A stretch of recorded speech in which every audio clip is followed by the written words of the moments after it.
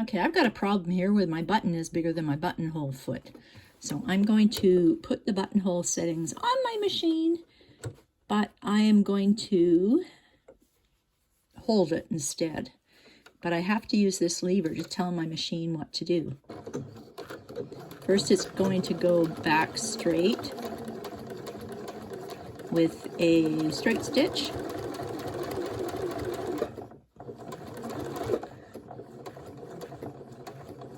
Right to the mark I made.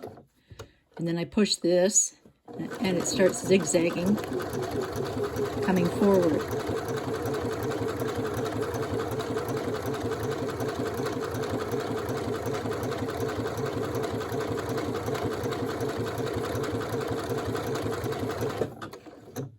Then I press this again,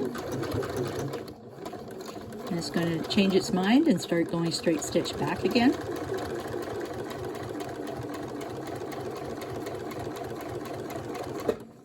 Then when I get back here, it's going to change its mind and it's going to come forward again.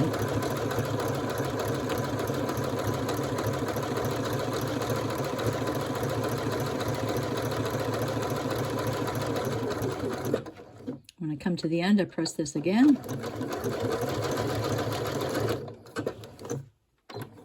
And it's done again.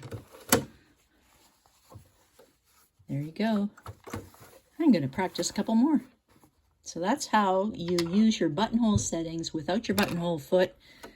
Control it with this. Make it go back and forward with this for a button that's too big to fit in your buttonhole foot.